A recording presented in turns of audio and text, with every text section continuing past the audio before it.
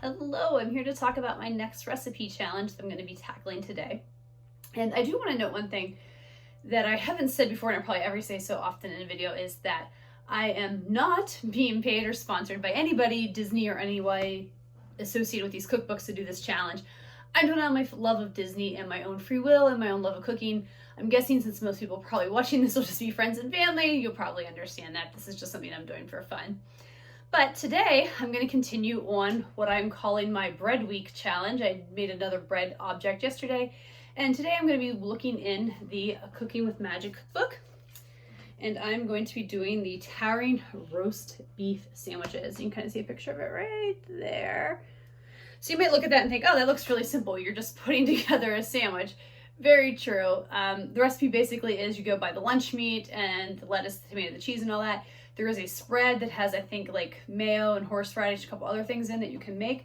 But the big challenge in this one is making the bread. And it's a white buttermilk bread, which is why I said in my bread week, I'd mentioned in another video that during the pandemic, I was really big on the Great British Bake Off. Still love that show, by the way. It's wonderful and fabulous. And I did attempt making bread a few times. I didn't do anything with like sourdough or anything like that. I just basically did simple loaves that you let rise and put, and I actually did do a white Amish style bread. So this looks like it might be a little bit similar, but I don't recall if I used buttermilk or not.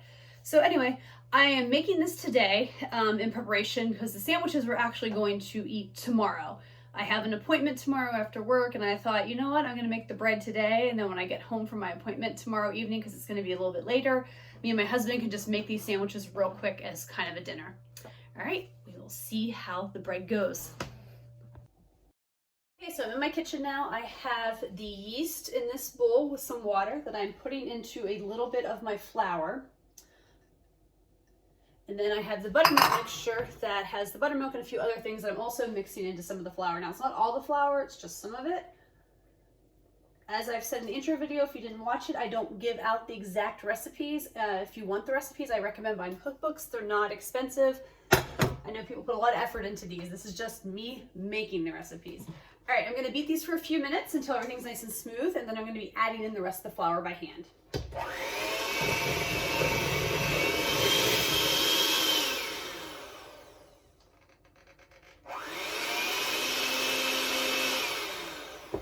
To make sure I get all the stuff off. All right, so now I've beaten it for 3 minutes with the electric mixer. I'm gonna just give it another stir here. And the recipe says to just add some more flour till I get a soft dough ball. Yeah, I can talk today. A soft dough ball to form, and then you're supposed to knead it on a lightly floured surface until you get a shape of a ball. And then until it's moderately stiff, smooth, and elastic, which will take about 6 minutes. And then I'm going to transfer to a oiled ball and let it prove for about an hour until it's double in size. So I'm going to go now because I'm going to clean up my space a little bit and get a nicely clean floured surface so that I can knead this dough. Okay, so I have my dough ball here. Move this out of the way. And I have my clean, lightly floured kitchen counter here, and it's a soft dough. So now it says to just kind of start kneading it together and add flour as you need to do that. And I think it's going to do, because what I did was add the flour to the bowl till it kind of basically got where I could tell it wasn't getting anywhere in the bowl at that point. So then I poured it out and started kneading it. And I'm going to start working on this. It says about 6 minutes until it's, as I said, stiff, smooth, and elastic. So I'm going to keep working this. I'm definitely going to have to add some more flour because I can tell it's wet, but I honestly have probably only added about 4 cups, and it says it takes anywhere from like 5 to 6 cups to make this. So I know I definitely have to add at least 1 more cup at some point, but I'm trying to get this a little bit more of a cohesion to it, because it kind of seems like I still got little pieces of dough kind of sticking out and around.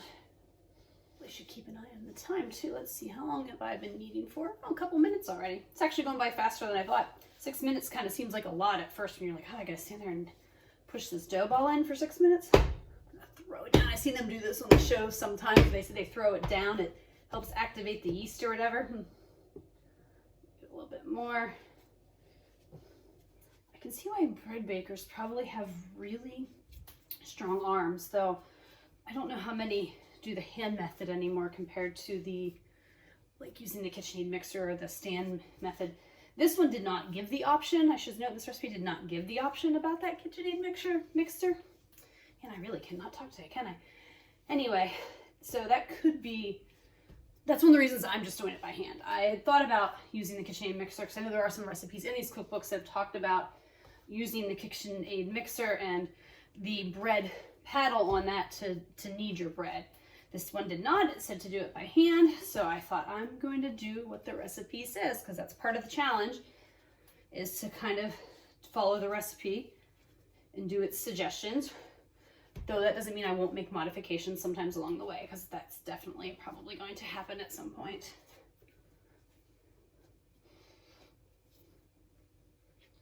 All right, I think I've got a good foundation here. So what I'm going to do is clean this up and put this in a lightly oiled bowl, and I will let it proof for an hour or so.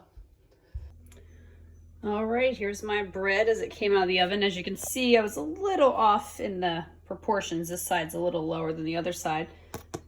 Got a little bit of the hollow sound. So we're gonna let it rest, and then we'll take it out later and cool, and then we'll see how it tastes. Okay, so we have the Towering roast beef sandwich that we're going to try now. And as I don't think I mentioned before, this is from 101 Dalmatians. It's inspired by the dog, I can't remember the puppy's name, that loved to eat all the sandwiches and steal them. The one that was always hungry, which I can relate to. All right, so we have the sandwich here. If you can get a good shot of that. All right, we're gonna try this and see how it tastes.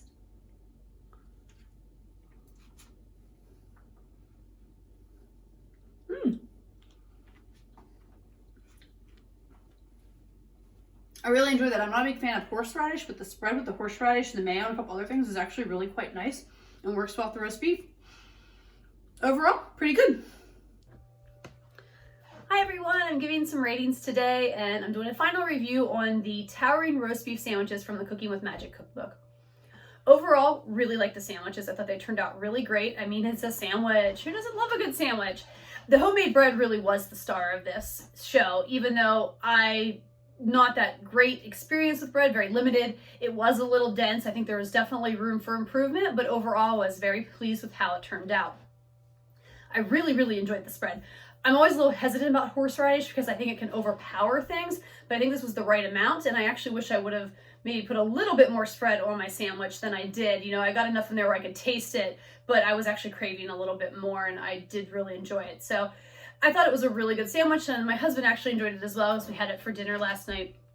Now let's get into ratings. First, I'll rate the ingredients, with a 1 being simple, easy to find ingredients, and a 5 being more difficult or super pricey.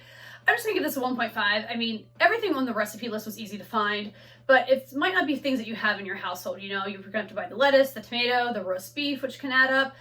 I think there was buttermilk in the bread and, you know, yeast. Some of that stuff isn't super expensive, but it might not be things you have on hand if you're not used to making these things on a regular basis. So I could see how the cost of that could add up a little bit more.